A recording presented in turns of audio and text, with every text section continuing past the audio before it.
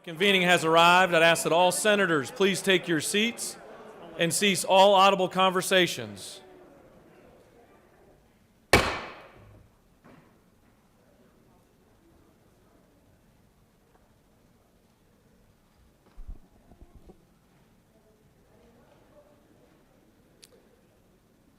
The time for convening has arrived, and I'd like to welcome you to the 156th General Assembly.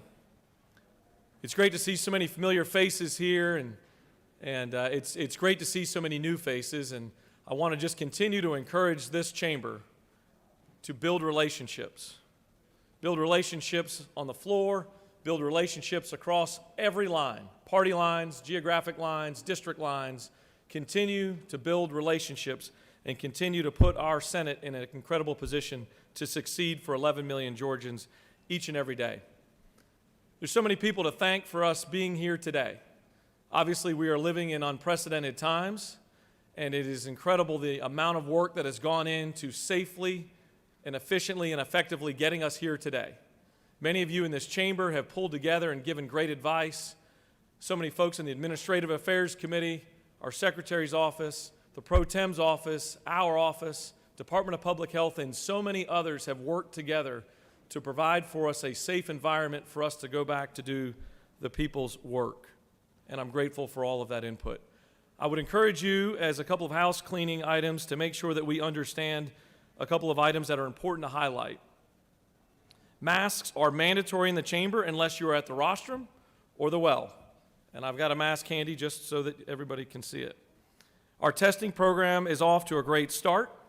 I want to personally thank Georgia Tech and their entire team. I was first introduced to their testing program several months ago on campus when they launched it to get their students back, and the saliva surveillance-based testing program, I believe, is a winning strategy for a surveillance testing program, and I want to thank them and their efforts and their innovation to allow us to be able to participate in that program. Certainly, it's going to continue to be a work in progress. I continue to encourage every senator and staff to be as patient as possible as we work through this, but certainly it's going to be an effective strategy for us to continue to come to work each and every day. The testing is for all members and staff 2 times per week during session, and certainly want to make sure that everyone is thoughtful for that. I'd like to take a moment to introduce our chaplain of the day and lead us in our Pledge of Allegiance. Thomas, if you can come up. Please stand with me and let's go through our Pledge of Allegiance.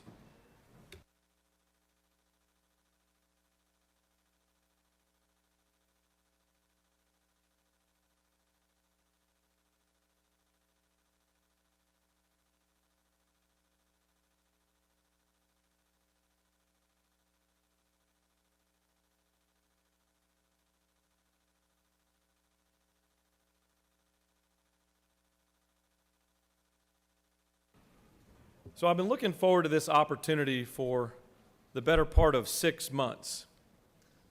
Thomas Shipman is our chaplain of the day, and he's become a very, very close personal friend of mine. And y'all have probably heard this story too many times, that most of my close friends I've met on a baseball field. Now, you'll see he's an opposing figure, and he looks like he's still an athlete, but it's not his baseball talents that introduced us together. It's his son. Our sons play travel baseball together. And if you ever want to get to know somebody, if you ever want to get to know who they are and what they stand for, just spend an entire travel baseball season with them.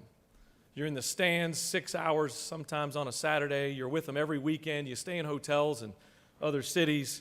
You get to know who they are. And I got to know Thomas Shipman, and I liked what I saw. I saw a man of God. I saw a father. I saw a friend. It's interesting. Thomas has a great sense of humor, and I don't know if he's going to bring that today or if he's going to just, pound the rostrum here. We'll see what we get. But interesting story. When I sat on the sidelines one day, and I said, Thomas, I'd love for you to come down to the Senate and lead us as our chaplain of the day. And he kind of looked at me. I don't know if he didn't realize I was a lieutenant governor or if there was even a thing, right? I was wearing a pair of shorts and a T-shirt and a hat on backwards. So we got time to kind of set him up and line him up to be here for the first day, and I called Beth Green, and I said, Beth, I'm going to need you to call Thomas Shipman as my chaplain of the day and tell him all about it. And she said, well, why wouldn't you call him? He's a great friend of yours. I said, because if I call him, he's not going to believe me. And so Beth called him and set it all up. And so on this past Saturday, we're sitting out there, and our kids were at a baseball practice, and it was freezing cold. And I said, Thomas, you ready for Monday? And he said, yes, sir, I'm ready to go. I said, what kind of instructions have they given you? And he said, well, they told me when they called me on the phone that I get to speak for 13 minutes. And I said, they were wrong. It's not 13 minutes. It's much shorter than that. The attention span of the Senate's not that long. So Thomas is here today, but I want to highlight a couple of things. Thomas has been in Christian ministry for 17 years. He's pastored 2 churches over the last 10 years, and he lives close to us in Hickory Flat. He's got his wife Jessica's here, and she's obviously with us all the time on the sidelines at our baseball games. But his family's got 4 kids. His son that plays with my son's name is Micah. Here's the part that draws me in, and I just told this to Thomas downstairs in my office. He considers it his duty to tell everyone about what God has done in his life. Not what he should be doing in your life, but what God has done in his life. And to me, that's the most powerful way to make a difference if you're a Christian. It's my honor to recognize Thomas Shipman as our chaplain of the day.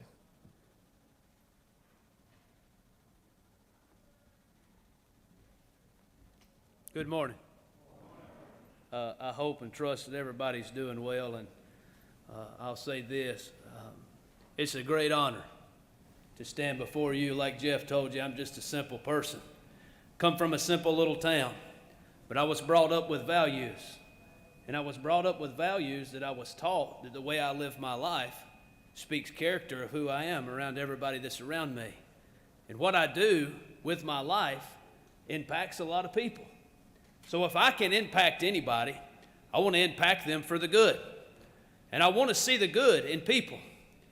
And I'll say this to you. I know I don't have long, and sometimes I get accused of being very long-winded. At the churches I pastor, their chicken got cold sometimes. But I tried to give them everything that the Lord give me. I know that we live in a time today, folks, where there's a lot of uncertainties. But I come today not to tell you about me, but to tell you about God. And there is no uncertainties when it comes to God. God knew what he was doing from the very outstart. I believe that. I believe that God has a purpose in every single one of our lives. I do believe that. I had some scripture, and I'll read that scripture to you. It's very familiar scripture. I'll tell you what I think about that, and I'll pray, and I'll step out of the way and let you conduct your business.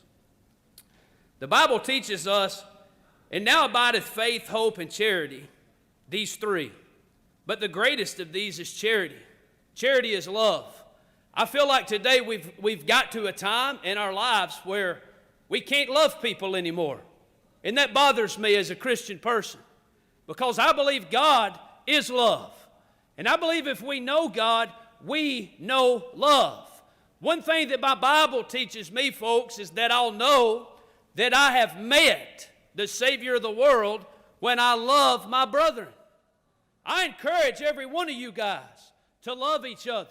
I encourage you not to see through the eyes that maybe the Lord has allowed you to open today and come here and sit and talk about whatever business you may conduct, but that we might try to see each other through the eyes of Jesus Christ. You know what Jesus, you know what he sees in us when I look at myself in the mirror, I see a failure. I see somebody who messes up continuously. I see somebody who seems more down than up most of the time. But when I get my heart where it needs to be with God, folks, I see a figure that's inside of me that's alive, that's bigger than I'll ever be. I see a figure inside me that has showed me how to reach out and love people. I see a figure inside me that has showed me in the day that I live that it's more important today to find the good in people than to constantly look for the bad. My Bible says that there's brothers to be gained if we do it in the way that the Lord has taught us to do that. Faith. Sure, I have faith. Hope. Sure, I have hope. Charity. What is charity? It is love. And I have love. I have love because I know Jesus Christ. And I can tell you all the good things that he's done for me. Sure. But you know what? As I stand here today as a very small-town man, a simple man, I am very, very nervous. I wish I could tell you that I wasn't. With what I'm doing, I'm standing in front of some pretty powerful people. But I want to encourage you, no matter how much power that you possess, that you step back and humble yourself around humanity. No matter what office you hold, you're a very small part in a very big world. And what you do, folks, does impact people that are around you. So consider the people that are around you when you consider doing things that's going to impact everybody. Wow. It's a big stage. But you know what? I serve a big God. I didn't come today for me that I might have a better name when I walk off here. I didn't come today that I could boast about being friends with Jeff. I love Jeff and I appreciate him. But I come today that maybe just for a minute, that you might be able to look back in time past later on down the road, if God be willing, and say, you know what? That old country boy might not have been too smart. But I promise you one thing, I believe he had a heart that was good. And I believe that he loved people. And I believe that everybody that young man might have come in contact with showed people the love of God. That's what's important today, folks, is that we love each other and we understand each other. Sure, there's trouble in our land. Sure, there's places that we could go and find things that we don't like. But let's focus on trying to make those things better for each other. How do we do that? Not through an iron fist, but through a good heart. Search your heart. That's what the Bible tells me. Search your heart. Listen, I appreciate the opportunity. I've given you what the Lord's given me. I want to pray. I ask everybody to bow their heads, and I'll pray, and I'll step out of your way. Let us pray. Our loving Father, as we bow in your presence, Father, one more time today, God. Father, I'd ask you that you'd search this floor, Father, the heads that are bowed here today, God. Father, I pray, Lord, that you would go out each and every one of us, God, and that you would guide us in the ways that you would have us to go. Father, help us, Lord, today to look to you to all things that need to be done, Father. Lord, I'm thankful today to be here, and I'm thankful, God, most of all, for what you've done in my life, God. Lord, it's not about me, Father. It's not about the things that I do, but it's all about you, Father. God, I pray you'd protect these people, God. Father, I pray, Lord, that you'd watch over these people, Lord, in their daily walk, Father. I pray that you'll be with them today, and when they leave to the capital today, God, to go to their different respected homes, Father, I pray that you'd watch over them. God, I ask that you'd guide their hearts and their minds, Father. But, Lord, most of all today, God, I pray, Lord, that we can get to a place, God, where we can build a bridge between each other, Father. That we can reach out to each other, Lord, and that we can love people for who they are, Father. Lord, that we can get to a place where we stop looking at everybody about the way that they think or maybe issues that they have in their lives. But, Father, that we can see each other through your eyes, Father. Lord, I know and realize today, God, that you died for me, but I believe you died for all. Father, I thank you, Lord, for the love that you allow me to share, the people that you allow me to meet, and, God, the things that you allow me to do. Father, I pray that you be with this Congress today, Father. Lord, I ask you that you'd one more time, please watch over them and protect them, Lord. Father, thank you so much for all the great things that you have done in my life. Thank you, Lord, for my salvation, for my family, Lord, for my children, God, for my friends, and each and every person, Lord, that you allow me to stand in front of. God, go with us. Lead, guide, and direct us, Lord. Forgive us, God, for our many sins and our shortcomings. For it's in Jesus' name we pray. Amen.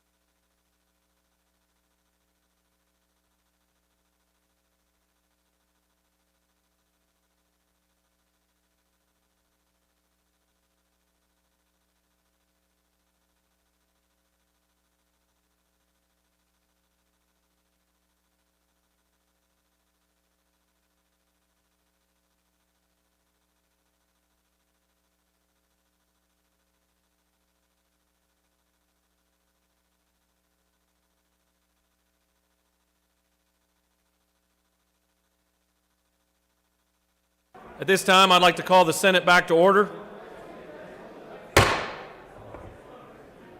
I'd ask that the Senate come back to order and that all senators please take your seats so that we can move on with our business. At this time, I'd like to ask the Secretary to read a communication from the Secretary of State.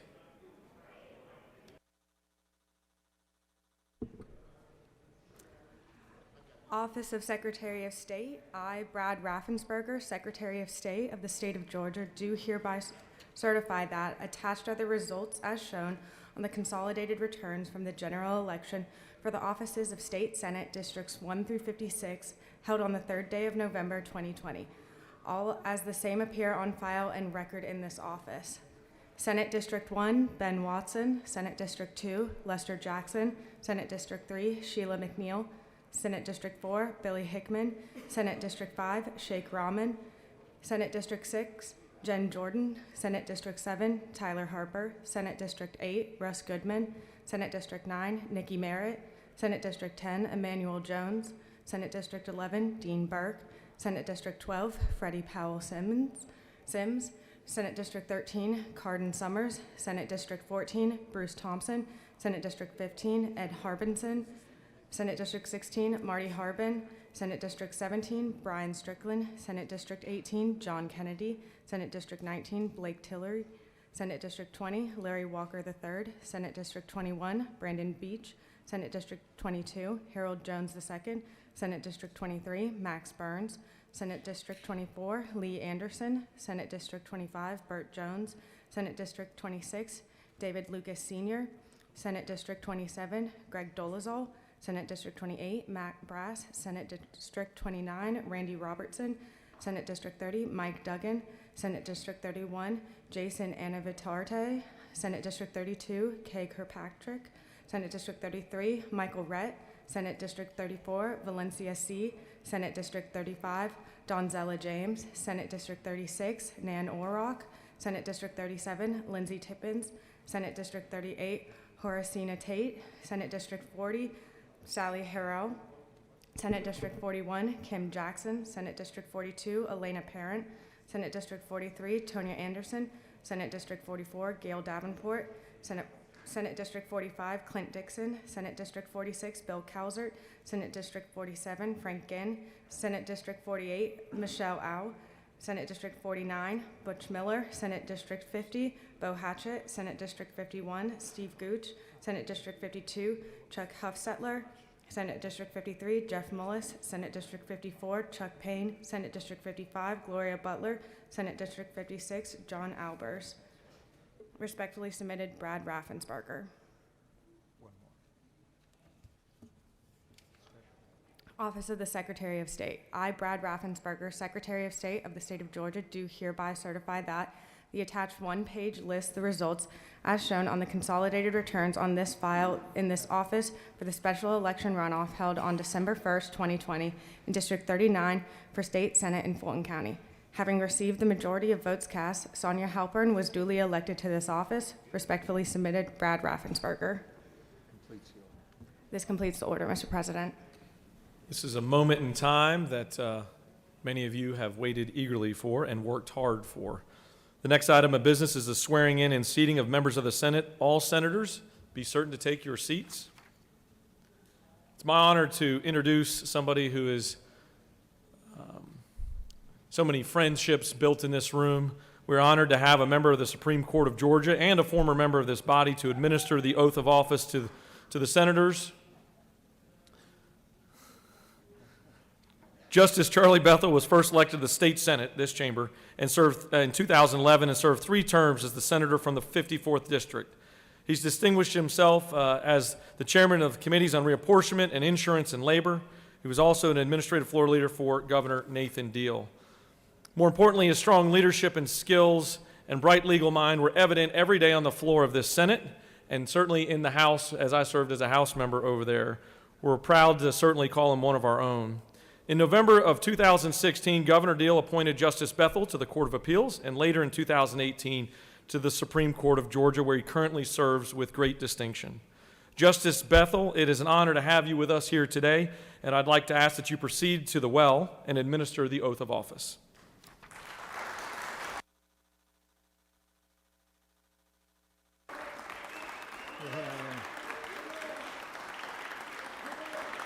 Thank you. Thank you, Mr. President. I want to thank the Secretary as well for having me with you today. It is a pleasure to be back in one of the places I consider a home and to see so many friends, and equally a pleasure to see so many new faces. What a testament to our system of government, the continuity as we continue to change, we continue to stay moored to those values of democracy. I'd like you all to prepare yourselves to take the oath. And in doing so, I'll just take a moment to remind you that this is an oath that, if taken seriously, is very difficult to achieve.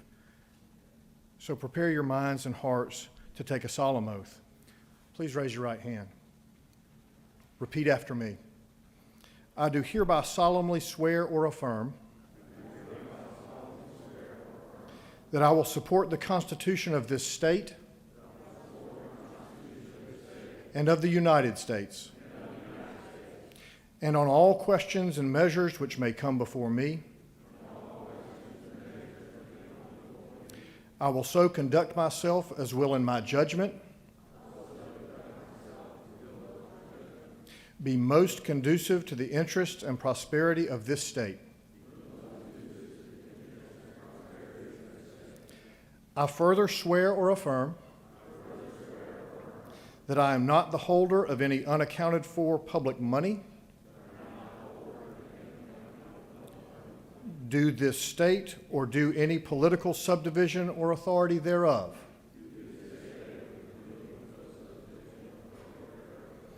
that I am not the holder of any office of trust under the government of the United States,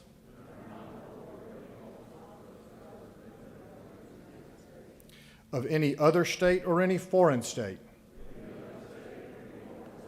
which by law I am prohibited from holding, that I have been a resident of my district for the time required by the Constitution and laws of this state,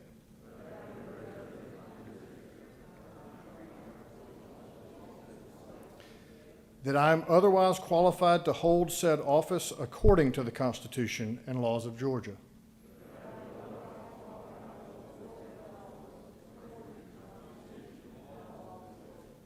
so help you God. Congratulations, Senators. Thank you, Justice Bethel. I greatly appreciate that. It's extremely humbling from this vantage point to watch 56 senators make that commitment to this great state. Congratulations to you and your families for an incredible effort. Justice Bethel, on behalf of the entire Senate, I want to thank you again for being with us today.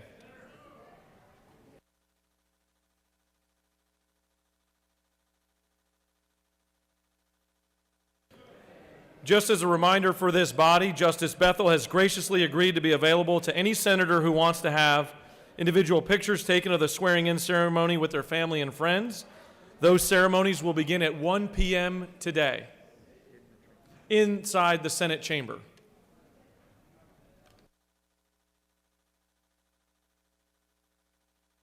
We will now proceed to seating of the senators. Is there objection to the seating of any senators? The chair hears none, and all senators are seated. We will now call the roll of the senators.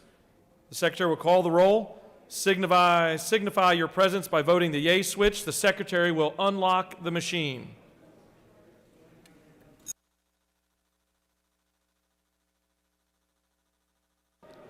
Just as a point of order, there are 56 members present and a quorum is established.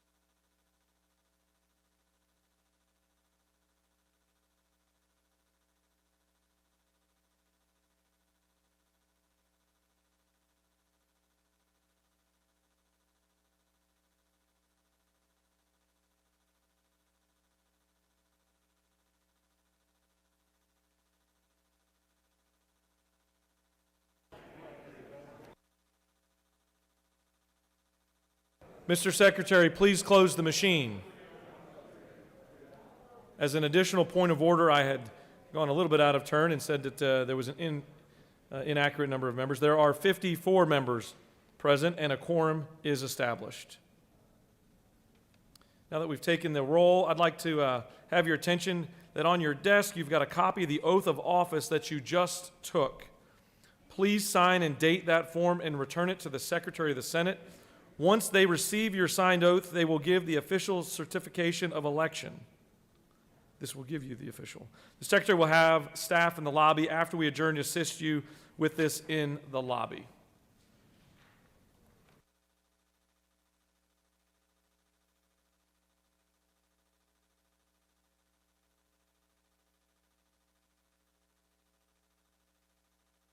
The next order of business will be the election of the President Pro Tem. I'd like to recognize the Senator from the 30th, our distinguished Majority Leader, for the purpose of making a nomination. Thank you, Mr. President. For the past 3 years, the Senator from the 49th has served as our President Pro Tempore. He has performed his duties with integrity, honesty, and a tireless work ethic. It is my honor to nominate the distinguished Senator from the 49th as our President Pro Tem. The Majority Leader has nominated the Senator from the 49th to the office of Pro Tem. Is there a second? There is a second. Chair would like to recognize the Senator from the 55th, the distinguished Minority Leader. Thank you, Mr. President. I second the nomination of the Senator from the 49th of the office to the office of President Pro Tempore of the Senate. The Minority Leader has seconded the nomination of the Senator from the 49th District. Are there any other nominations? The Chair sees none. The Chair would like to recognize the Majority Leader. President, I move that the nominations be closed. The Majority Leader has moved that the nominations be closed and that the Secretary cast the unanimous vote of the Senate for the Senator from the 49th. Is there objection? The Chair hears none and the nominations are closed. All ballots cast, and I declare the Senator from the 49th duly elected President Pro Tem. At this time, I'd like to ask that the following members serve as a committee of escorts to escort the President Pro Tem to the rostrum. The Senator from the 30th, the Majority Leader, the Senator from the 55th, the Minority Leader, and the Senator from the 15th, the distinguished Dean of the Senate. I would ask that the committee of escorts proceed to the back of the chamber at this time.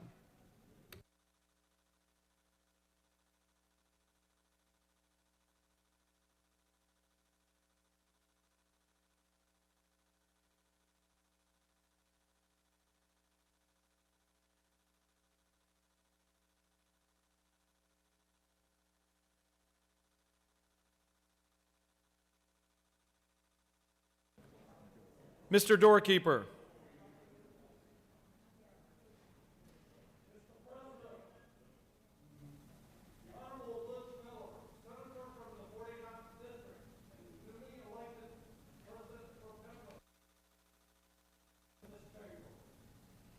Mr. Doorkeeper, please allow the distinguished Senator from the 49th entrance to the chamber. The Committee of Escorts will escort the President Pro Tem to the rostrum.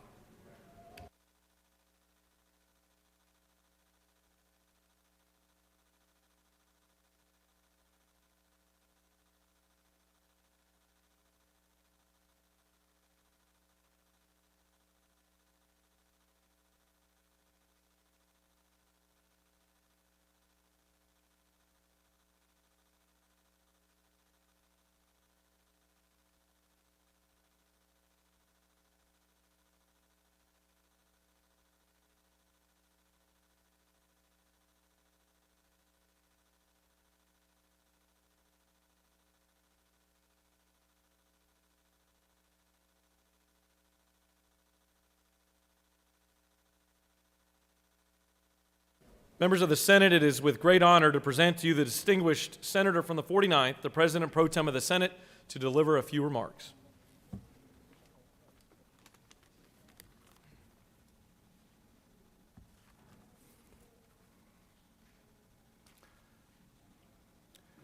Thank you, Mr. President. Thank you for this opportunity. Thank you for your leadership. Thank you to my colleagues for your trust and confidence. Thank you to my wife, Teresa,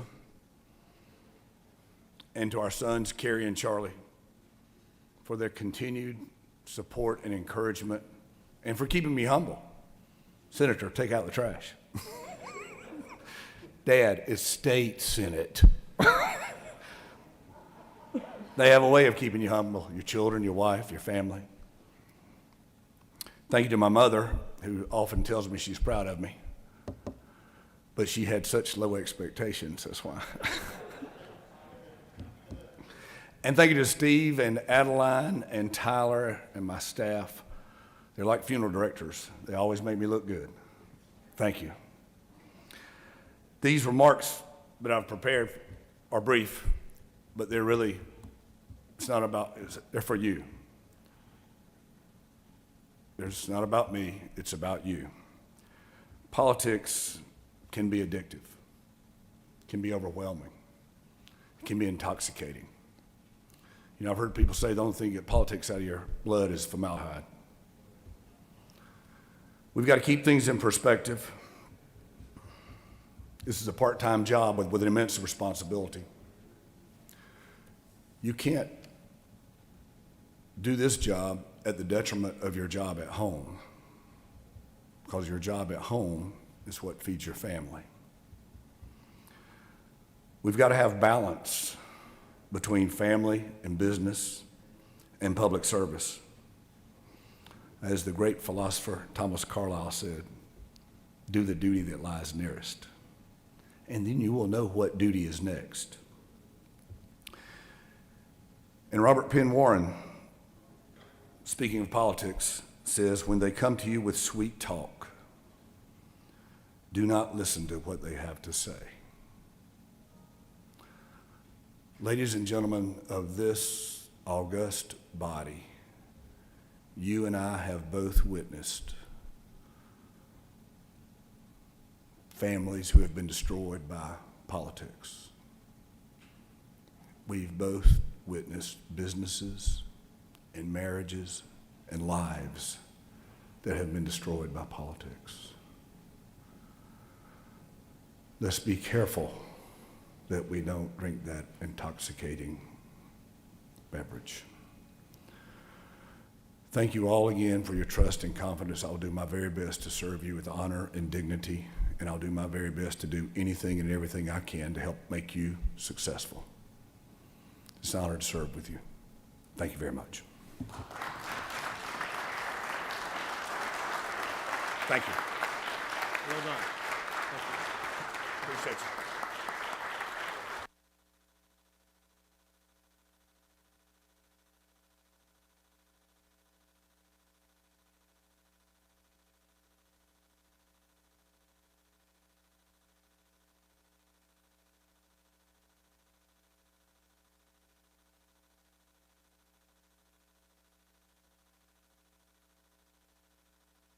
The next order of business will be the election of the Secretary of the Senate. I'd like to recognize the senator from the 50th, the distinguished majority whip, for the purpose of making a nomination. Thank you, Mr. President. It's an honor for me today to nominate the Honorable David Cook to the office of Secretary of the Senate.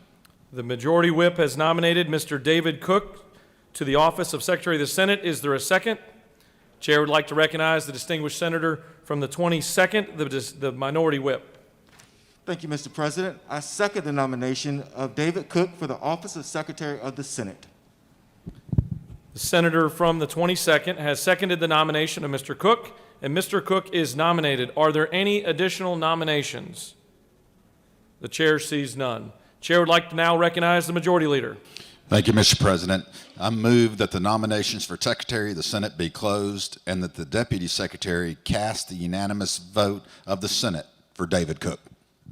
The majority leader has moved that the nominations be closed and that the Deputy Secretary cast the unanimous vote of the Senate for Mr. Cook. Is there objection? The chair hears none. The nominations are closed and all ballots cast, and I declare Mr. Cook duly elected Secretary of the Senate.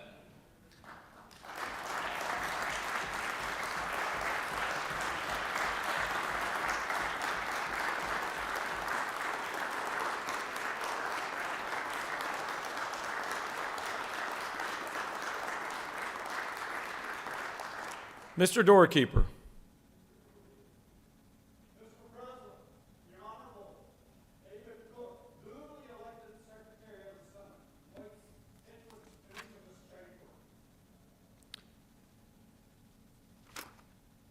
Please allow Mr. David Cook, Secretary of the Senate, entrance to the chamber and escort him to the rostrum.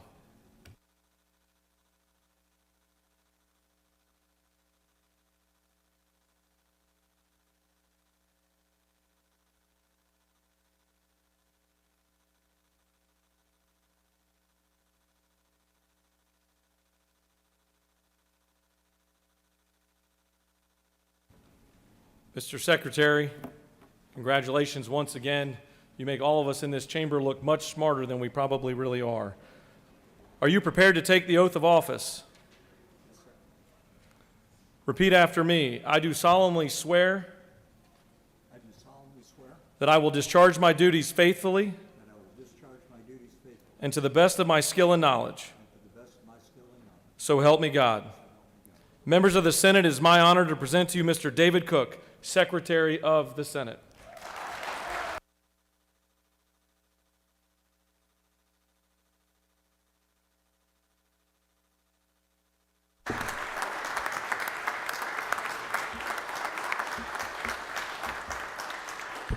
Thank you all very much.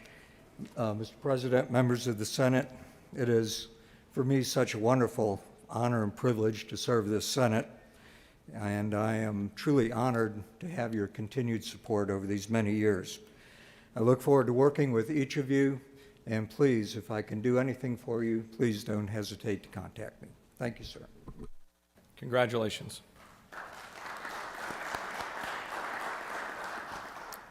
The next order of business will be the election of the Sergeant at Arms. I recognize the senator from the 56th for the purpose of making a nomination. Thank you, Mr. President. It's my great honor to nominate Mr. Jerry Cooley to the office of Sergeant at Arms. The senator from the 56th has nominated Mr. Jerry Cooley to the office of Sergeant at Arms. Is there a second? The chair recognizes the senator from the 43rd.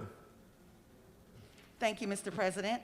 I second the nomination of Jerry Cooley to the office of Sergeant of Arms. The senator from the 43rd has seconded the nomination of Mr. Cooley, and Mr. Cooley is nominated. Are there any additional nominations? The chair hears none. At this time, I'd like to recognize the majority leader. Thank you, Mr. President. I move that the nominations for Sergeant at Arms be closed and the Secretary cast the unanimous vote of the Senate for Jerry Cooley. The majority leader has moved that the nominations be closed and that the secretary cast the unanimous vote of the Senate for Mr. Cooley. Is there objection? The chair hears none, and the nominations are closed and all ballots cast. And I declare Mr. Cooley duly elected Sergeant at Arms.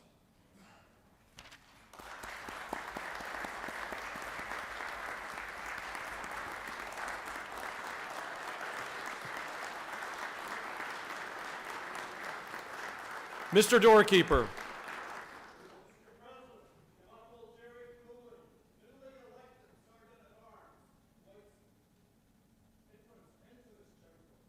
Mr. Doorkeeper, please allow Mr. Jerry Cooley, Sergeant at Arms, entrance to the chamber and escort him to the front of the chamber.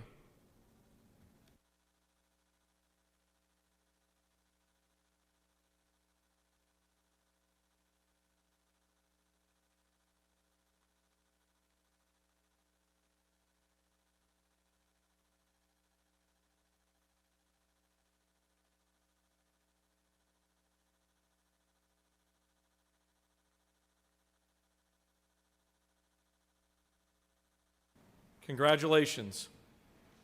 The next order of business will be the adoption of several resolutions related to the organization of this Senate.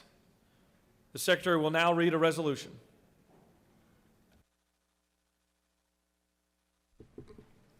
Senate Resolution Number 1 by Senator Miller of the 49th, a resolution to notify the House of Representatives that the Senate has convened and for other purposes. Is there objection to adoption of the resolution? The chair hears none, and the resolution is adopted.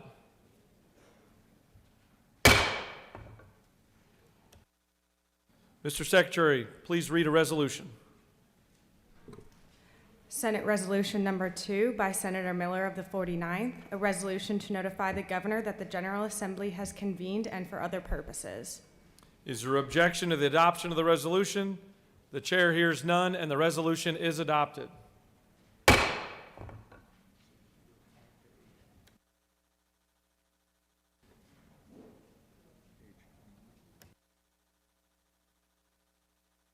At this time, I will appoint the following senators as a committee of notification. Senator from the 49th, Senator from the 15th, Senator from the 30th, Senator from the 55th, Senator from the 8th, Senator from the 45th, and Senator from the 50th. I would ask that those members of the committee meet with the Secretary of the Senate at the rostrum at the conclusion of today's session. It is now in order to consider adopting the rules of this Senate. The Secretary will read a resolution.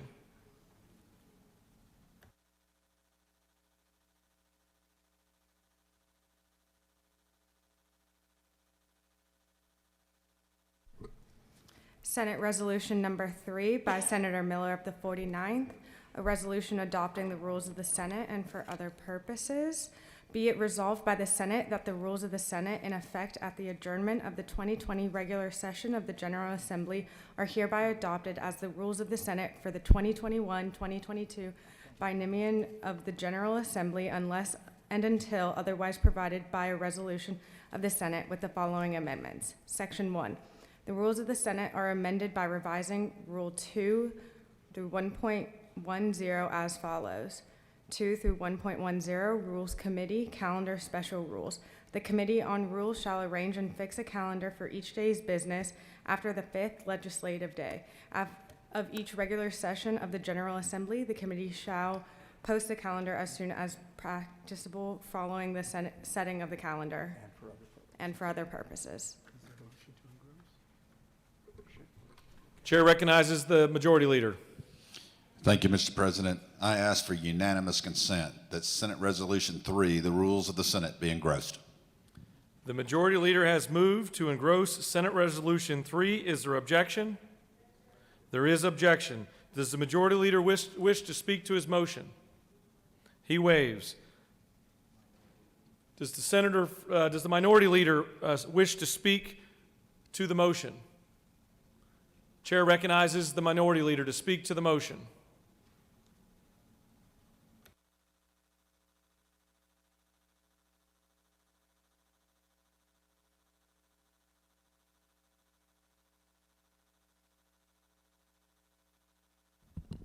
Thank you, Mr. President, members of the Senate. It has always been the rule of this Senate to use engrossment. Many of you know when we use engrossment, it shortens our debate, it shortens our ability to make a bad bill better. It shortens our ability to even make a good bill better. And we object all the time to engrossment. So I just want to go on record as saying that me and my caucus does not approve of engrossment. Thank you, Mr. President. I yield well. Thank you, Senator. The Majority Leader has moved to engross Senate Resolution 3. All those in favor of the motion will vote aye. Those opposed will vote no. The Secretary will unlock the machine.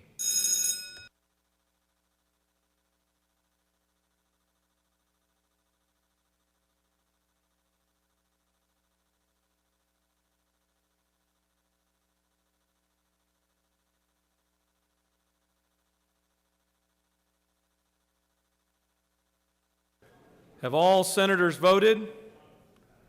Have all senators voted?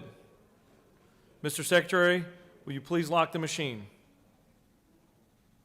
On the motion, the ayes are 32, the nays are 21, and Senate Resolution 3 is engrossed. Now I'd like to recognize the Majority Leader to speak to Senate Resolution 3 in the well.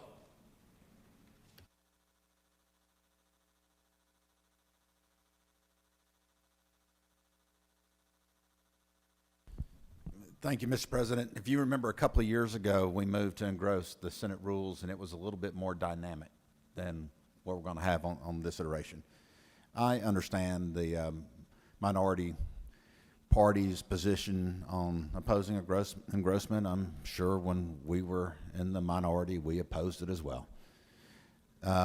I will say that I'm thankful that we had the opportunity last week to sit down with members of the minority party and go line by line, paragraph by paragraph, through the rules so that nobody would be surprised. To say that I learned my lesson last year may be an understatement, but I wanted to make sure that everybody had the opportunity to read through it, understand the mild administrative changes that are in this set of rules as opposed to what we had before. So like I said, I understand the thought process of engrossment, but there is also a unity of effort that we can put together on this mild administrative resolution that's coming for us as the first thing that we're actually going to vote on during this session. Thank you. Does any other senator wish to speak for or against Senate Resolution 3? The chair sees none. The previous questions ordered. The questions on the adoption of Senate Resolution 3, the rules of the Senate. All those in favor of Senate Resolution 3 will vote aye. Those opposed will vote no. The secretary will unlock the machine.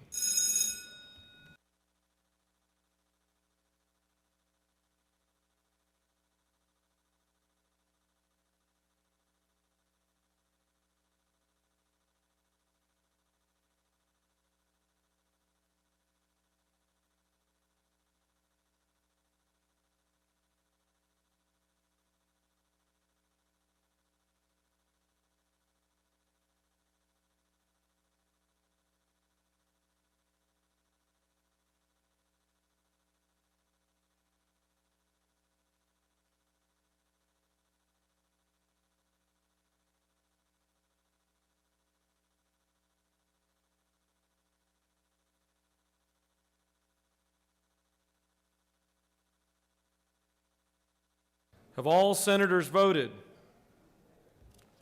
Have all senators voted? Mr. Secretary, please lock the machine.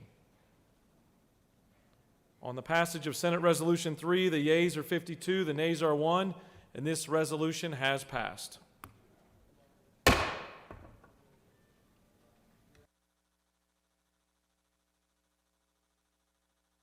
Chair would like to recognize the Majority Leader. Thank you, Mr. President. I ask for unanimous consent that Senate Resolution 4 be engrossed. The Majority Leader has moved that Senate Resolution 4 be engrossed. Is there objection? There is objection. Would the Majority Leader like to speak to his motion? He waves. Would the Minority Leader like to speak to her objection? She waves.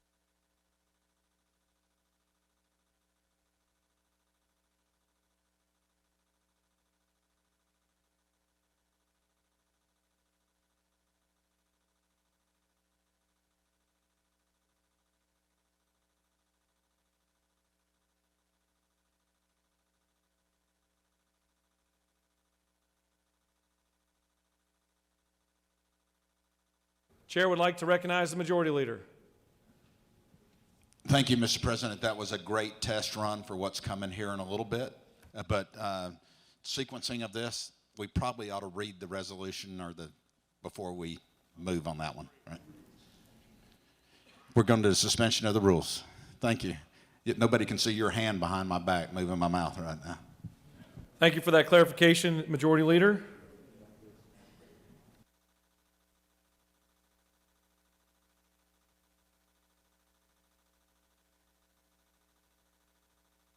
All right, now we're going to work with the Majority Leader on the suspension of the rules. The Chair would like to recognize the Majority Leader. Thank you, Mr. President. As we all know, the COVID-19 virus is still with us. In order to allow the Senate to move forward in a safe and effective manner, I have several unanimous consent requests that would suspend the rules or otherwise change the operations of the Senate until such time as the President of the Senate reports to the Senate that these precautions are no longer needed. The Secretary has reminded me that a copy of all of these proposed suspension of rules are on each member's desk. The Chair would like to recognize the Majority Leader to make those unanimous consent requests. Thank you, Mr. President. I ask unanimous consent to suspend that portion of the Senate Rule 5.1.5A, which requires that the electronic voting machine be set for a 60-second time period and locks when that time period is reached. In lieu of that rule, the voting machine will be left open for a period of time sufficient to allow the senators to make their way to the Senate floor and cast their votes on the electronic voting machine while maintaining social distancing. The period of time to vote will be left open to the discretion of the president, who will close the vote when he has assured himself that all members wishing to vote have voted. Is there objection to the request? The chair hears none, and it is ordered. The majority leader is continued to be recognized. Mr. President, I ask unanimous consent to suspend Senate Rule 8-1.1, which requires senators to seek recognition from their desk. In addition to seeking recognition from their desk, senators may seek recognition from the back of the chamber in order to allow for social distancing. Senators will continue to ask questions from their desk and speak from the well. Is there objection to the request? The chair hears none, and it is ordered. Chair continues to recognize the majority leader. Mr. President, I ask unanimous consent to suspend Senate Rule 9-1.9 related to the press gallery on the Senate floor, so as to move the Senate press gallery to the Senate gallery in order to ensure appropriate social distancing.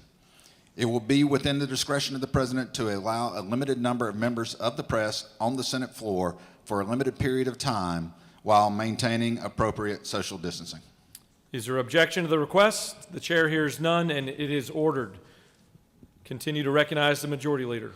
I ask unanimous consent to suspend those portions of the Senate Rules 9-1.16 and 9-1.9 related to the Senate gallery so as to close the Senate gallery to the public and reserve the gallery for the press and media so that the press and media may operate in an environment that maintains appropriate social distancing. Tripods and cameras will be permitted in the gallery. I would stress that the public will continue to be able to watch sessions of the Senate on closed-circuit television in the Capitol as well as on the internet. Is there objection to the request?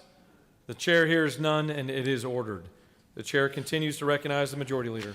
Mr. President, I want to assure the senators that they will be able to attend committee meetings and participate in those meetings with appropriate social distancing. In order to accommodate the members of the committee in this fashion, it was necessary to reduce the space normally available to the press and the public. Thus, while all committee meetings will be open to the press and the public with appropriate social distancing, the press and the public will be allowed into the committee room only as space permits. We will continue to broadcast committee meetings as usual on closed-circuit television in the Capitol and on the internet. Is there objection to this request? The chair hears none, and it is ordered. Chair continues to recognize the majority leader. I ask unanimous consent to suspend Senate Rules 2-3.3A and B, which requires members to attend all committee meetings. Is there objection to this request? The chair hears none, and it is ordered. Continue to recognize the majority leader. I ask unanimous consent to suspend Senate Rule 9-1.8, which authorizes the Senate Page program. Is there objection to this request? Chair hears none, and it is ordered. The chair continues to recognize the majority leader. And finally, I ask for unanimous consent to suspend Senate Rule 9-1.10, which permits spouses or family members on the floor of the Senate unless authorized by the president. Is there objection to the request? The chair hears none, and it is ordered.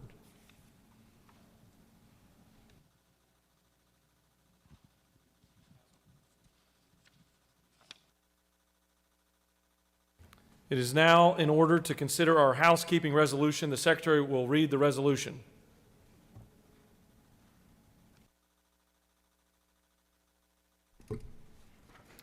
Senate Resolution Number 4 by Senator Miller of the 49th. A resolution relative to officials, employees, and committees in the Senate and for other purposes. Be it resolved by the Senate that the following provisions shall be in effect during the 2021-2022 biennium of the General Assembly unless and until otherwise provided for by a resolution of the Senate. Part 1, Section 1-1.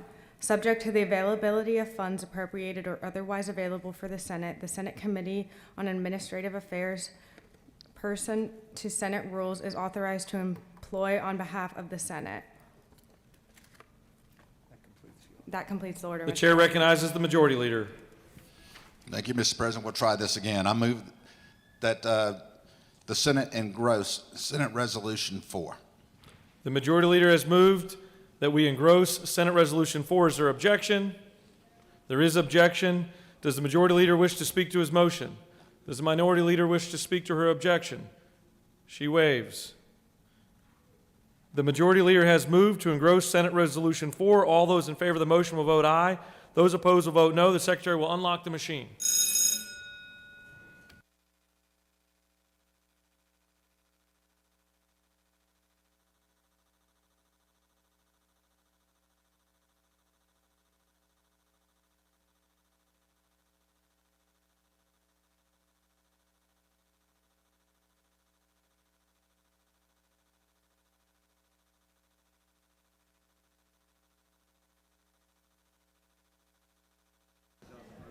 Have all senators voted?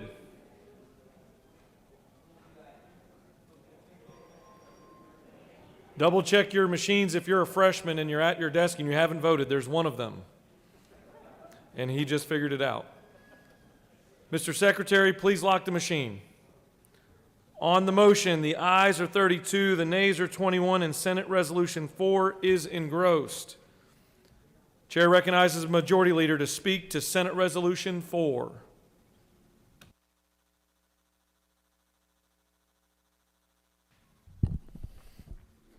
Thank you, Mr. President. It's an administration bill.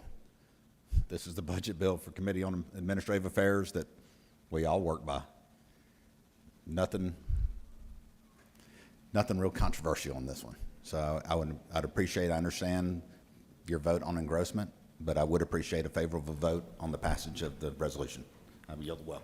Does any other senator wish to speak for or against Senate Resolution 4? The chair sees none, and the previous question is ordered. The question is on the adoption of the resolution. All those in favor of Senate Resolution 4 will vote aye. Opposed, no. The Secretary will unlock the machine.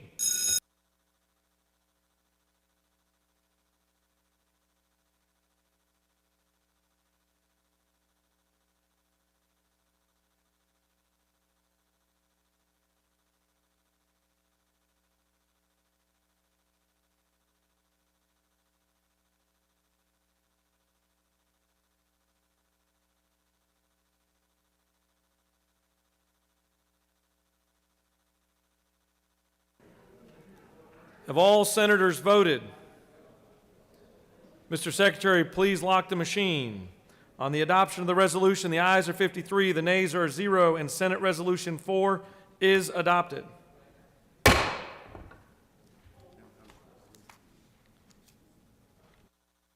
Mr. Secretary, do we have any resolutions from the House at this time?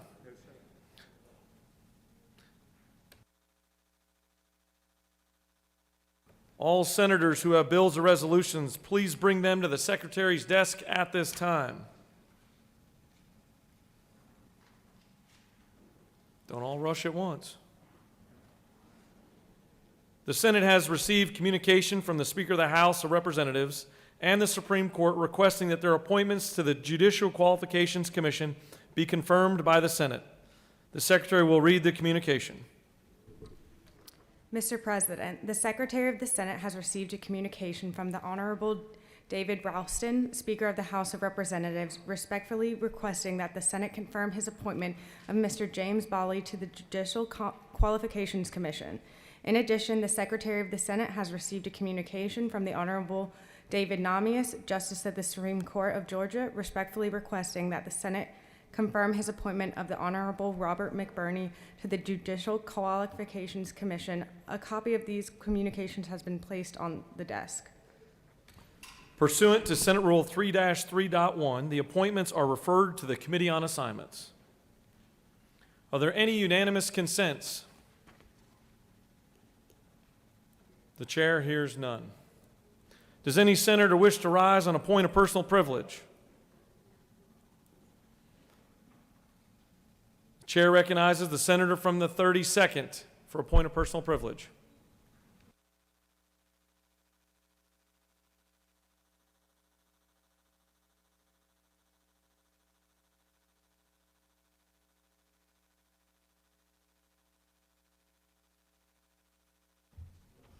Thank you, Mr. President.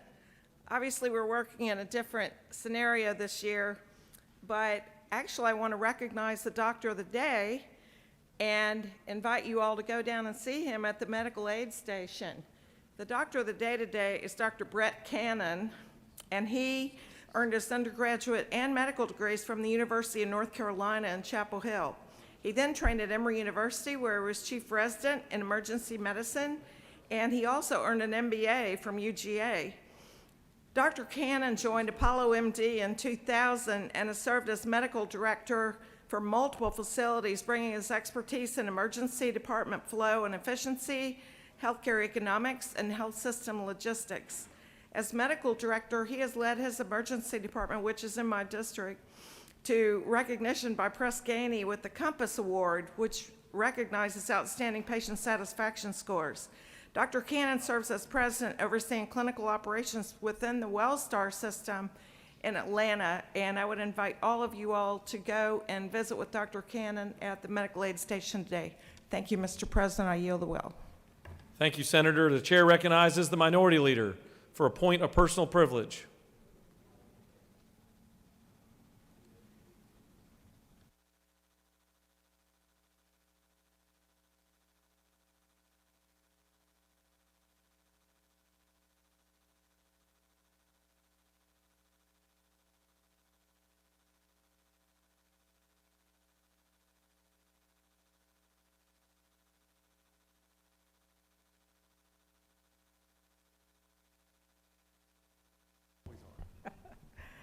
Thank you, Mr. President, members of the Senate. I'd first like to welcome all new members of this body. I'm so happy that you're here, and I hope that your experience will be a great one.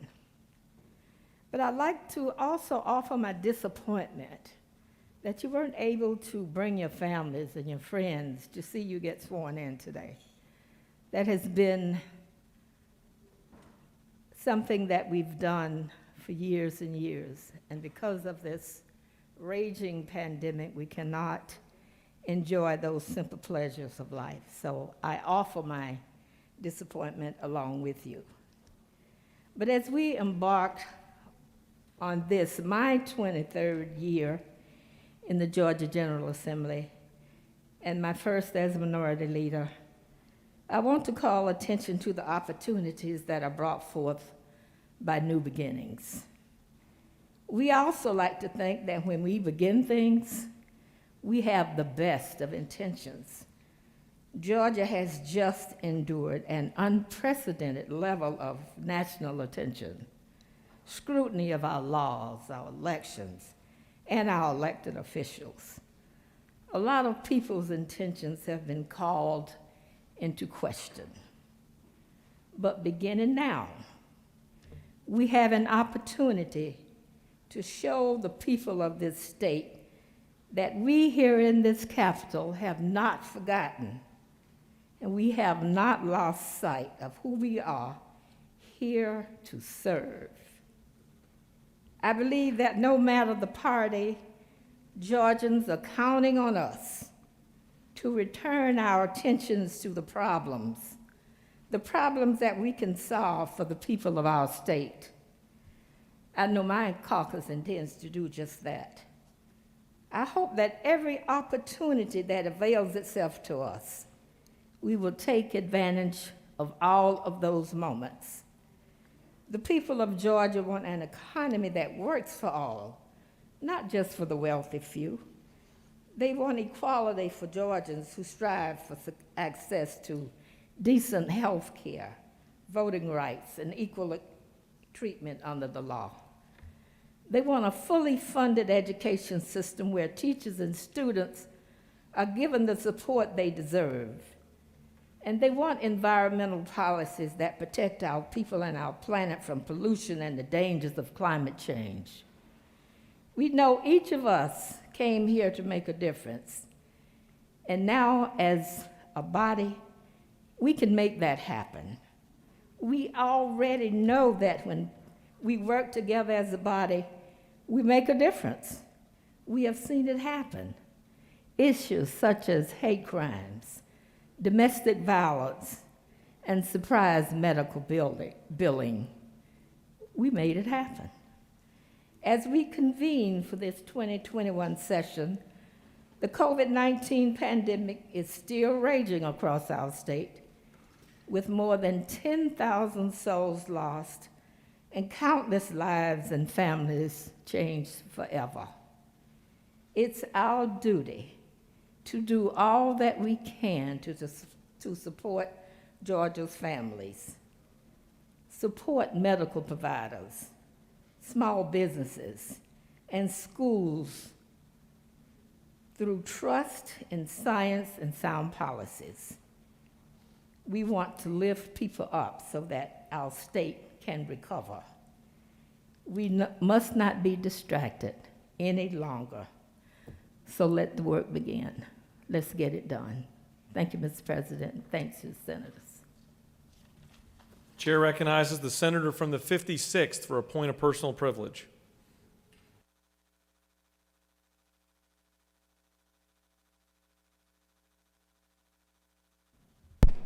Thank you, Mr. President. It's a great honor to be back with each one of you. I wanted to provide an update on public safety for our capital. I want to begin by thanking the Department of Public Safety here in Georgia, members of the Georgia State Patrol, the Capitol Police, the GBI, all the other agencies, both statewide as well as our counterparts in the city, county, and federal level, who are all here to assure that we can be safe. We can have people come express their opinions and their interest in the word of the day. And we can all work together in harmony. And I want to thank the Minority Leader for her great comments. Those were wonderful. And I'm going to ask not just us, but the members of the press to remember that hundreds, if not thousands, of bills and resolutions we pass are nearly unanimous in this body. And rather than picking off the 1, 2, or 3 out of those thousands and rerunning them over and over again as a source of sensationalism, let's focus on all the positive, because we do extraordinarily positive things here in this building, and we do them together. And I want to thank you, Mr. President, our Lieutenant Governor, and our Governor, Brian Kemp, as well, for us working together with our colleagues in the House and together to make Georgia the example of how we can work together to serve others. Thank you. Chair recognizes the senator from the 42nd for a point of personal privilege.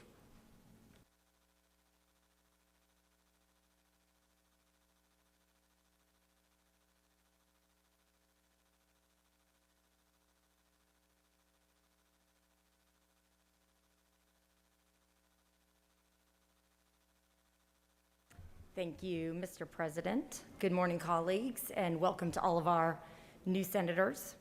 I'm sure that we can all hope that 2021 will be calmer than 2020.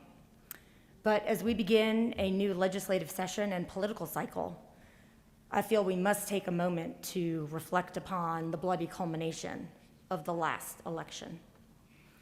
January 6th, 2021 will be forevermore known as a dark day in our nation's history. A bloody insurrection incited by the sitting President of the United States occurred when a violent mob stormed our Capitol building in an attempt to disrupt the democratic process. The participants believed that they were the ones saving American democracy rather than the ones trying to subvert it. They believed this, despite all credible evidence, because the most powerful person in our country, the president, told them that the election was stolen. This despite the insistence of elected officials in our state and others that the election was free and fair, the speedy dismissal of over 60 lawsuits by 90 judges of both parties, the declaration of Christopher Krebs of the Department of Homeland Security, U.S. Attorney General Bill Barr, and many others. But many others enabled the lie and helped destroy faith in democracy by lending their own names and positions of power to lies and conspiracies. In this combustible situation, even staying silent helped the doubts grow. I have very real affection for all of you, so it troubles me greatly that we had members of our body who furthered the narrative, where political ambition seemingly overcame judgment. Members who know better but still contributed to a spectacle where committee meetings of the Georgia State Senate were used as an official platform to spread lies and unfounded doubts by the president's highest-ranking enablers. This, my colleagues, was a reckless decision. Gabriel Sterling had unequivocally stated days earlier that those who were not speaking up were leading us down a path where someone was going to get shot. I saw it firsthand when I became the recipient of death threats as the first quote-unquote hearing unfolded.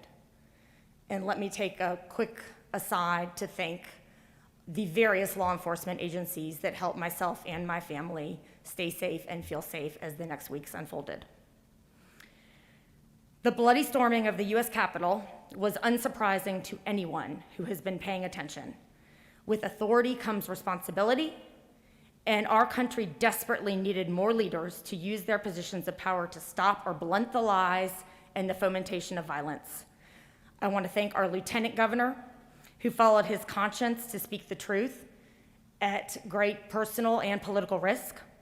I also want to thank our President Pro Tem and our Majority Leader, and many others, but most especially our Secretary of State.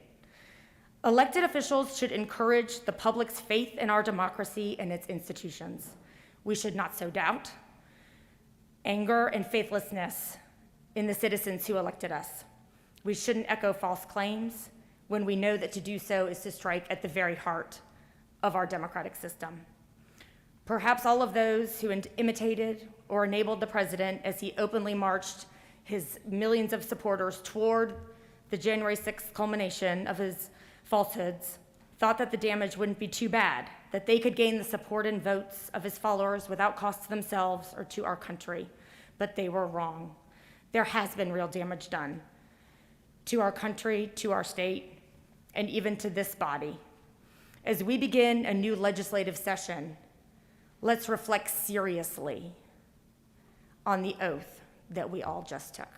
Thank you, Mr. President. I yield the well.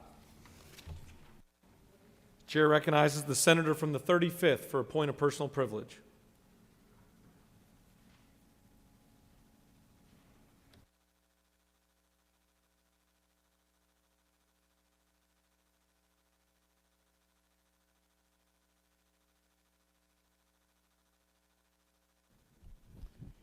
Thank you, Mr. President. First of all, Happy New Year to all of you. And clearly, we can make it a Happy New Year working together. I want to congratulate the new administration officers that were elected this morning, and definitely welcome aboard to all our brand new leaders and senators. Also, congratulations to the other senators who were reelected. We are all duly reelected, and I look forward to working with you no matter what our different opinions are on the same issues. But today I stand up to recognize a big problem that we have here in the great state of Georgia, and that is human trafficking. Today is National Human Trafficking Day. We should have it every day. Back in the late 90s when I first was elected, and then I left for 8 years and came back, but when I was first in the Senate, I personally saw this serious problem throughout Atlanta.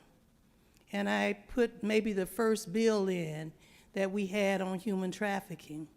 And this body and the House passed it, and it was to make it a felony to pimp or pander our children. We've built on that legislation since then, and I applaud you, but the problem still exists. And a few years ago, I passed a piece of legislation, thanks to all of your support, to put posters in bathrooms or in government buildings and airports, bus stations, etc., to put a hotline for human trafficking and letting people know if you are if you're trafficked or you know someone who is, call this number. And I am so happy that the state of Georgia has saved so many people since then. But it's so much more to go. So today I want to applaud our First Lady of the state of Georgia for working very hard on human trafficking. And I want to encourage all of you to continue to strengthen these laws so we won't have to have a human trafficking day. We can save these young people. It's atrocious to know that even in my district, right now as we speak, children are being trafficked. The police know about it, they try to stop it, but we need stronger legislation. So thank you very much, Mr. President, for allowing me the opportunity to greet everyone and to put this on our minds. So thank you, Senators. I yield the will. Chair recognizes the senator from the 10th for a point of personal privilege.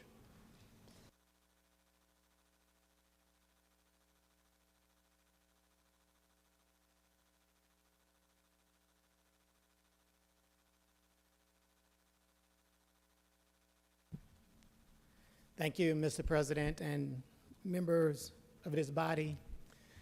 I stand before you to share that, with you that I've served 8 terms in this body. And never before during those 8 terms that I've served in this body that we have convened this session under the cloud of an insurrection in our nation's capital. And I think for a moment we all need to reflect on this moment, because I know I watched in horror as the attempted coup and insurrection attempted to take over the legislative process in Washington, D.C. I believe that those who participated in the attempted overthrow and all the dark money that supported their efforts should be prosecuted to the fullest extent of the law. It's my opinion that the scales of justice should apply equally to everyone, regardless of their wealth, their influence, or even position in life. So imagine my horror of learning that one of our own, our Attorney General, and the association that he chaired was one of the chief sponsors under his Rule of Law Defense Fund for this, quote, Save America rally in our nation's capital. Imagine my horror of learning that our state's AG was one of the masterminds behind the potential coup in our nation's capital. Imagine my horror of learning that the same AG that we in Georgia entrust with protecting our electoral process is now clandestinely supporting the insurrection in our nation's capital. And I don't say these words very lightly, by the way. Imagine my horror that after celebrating our 2 U.S. Senate races, we learned that our president attempted on multiple occasions to circumvent the will of the people and directly appeal to our Secretary of State and election monitors to overturn our elections and declare him the winner. Imagine my horror in realizing that his efforts will likely go unpunished because our state's AG may be complicit in his efforts with his organization's support and their money. Imagine my horror in learning that the very pillars of our democracy has been shaken to the core by AG and those that are in position of trust and great power that have been conspiring with the Trump administration. Friends, we can learn from this attempted insurrection and incitement to violence. This past week, and I said to you that we can only do that if we hold everyone who participated, either directly or indirectly, responsible for their actions and involvement. I believe that any of those that are involved in this incident in D.C. that are members of this great state that are in positions of power should step aside. Additionally, I'm calling on the governor to direct the GBI to investigate the involvement of any citizen or organization in our great state that may have participated directly or indirectly in this violent insurrection in our nation's capital. Justice must be served in Georgia, and everyone must be held to account regardless of their position or power. Nothing less than our freedoms and democracy deserves no less, and I say to you, it deserves no more. Imagine not just my horror, but imagine the horror of those in this great state and across this nation that witnessed these events unfolding in Washington, D.C. But I say to you, if there's ever was a time in this great state that Georgia must rise up, now is it. And I too commend our Lieutenant Governor, our Secretary of State, and our governor for pushing back against these forces of power that attempted to change the election outcome in this great state. But if we as citizens of this great state is ever going to rise up and support the freedoms that we enjoy, then we got to recognize that there is mob violence, not just in Washington, D.C., but also mob violence even in our own state, perpetrated by those that we may know. We have to rise up against the insurrectionists and those that support their efforts, and I believe that we should rise up against hate groups, white supremacists, and even those that are anti-Semitic. I believe that we should rise up against neo-Nazis and the fringe elements on both sides of the political spectrum. I believe that as ever was a time in this great state that we need to rise up, now is the time, because we need to rise up against those that seek to undermine our democratic values. And I simply say to you, as a member of this great body, if we, as a state, is going to ever rise up, we need to start right here in this General Assembly. Thank you, and God bless you. Chair recognizes the senator from the 36th for a point of personal privilege.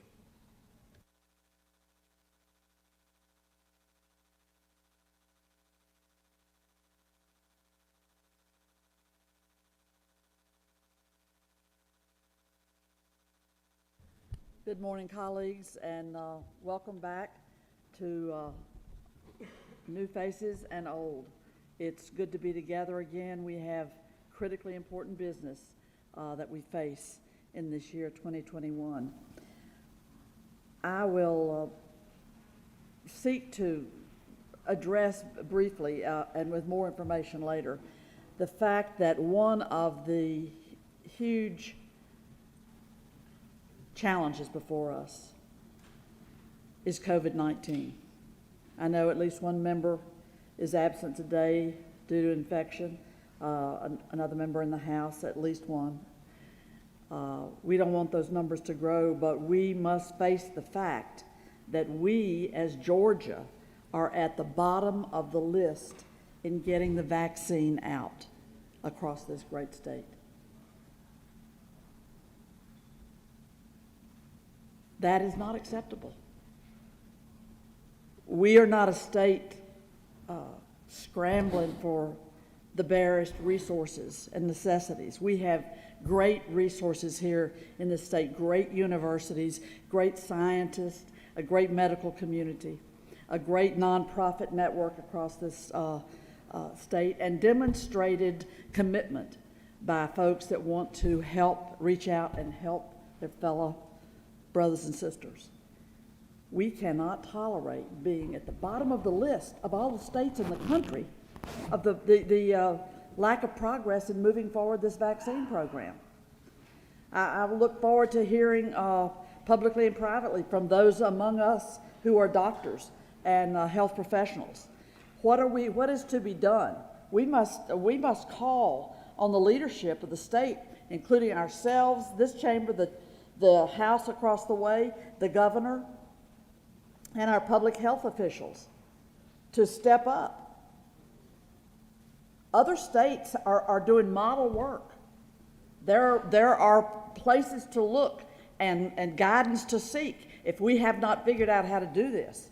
But what we cannot do is tolerate this current level of being at the bottom of the nation in the levels of vaccine that we're getting out. Lives are at stake, and I cannot see any excuse. I have yet to see an excuse offered by those in charge for why this is happening. So I challenge all of us to put our shoulder to the wheel, certainly the health professionals among us that are front line on this, and do the education. Now, you know that we are up against a lot of mythology that has been spread, falsehoods.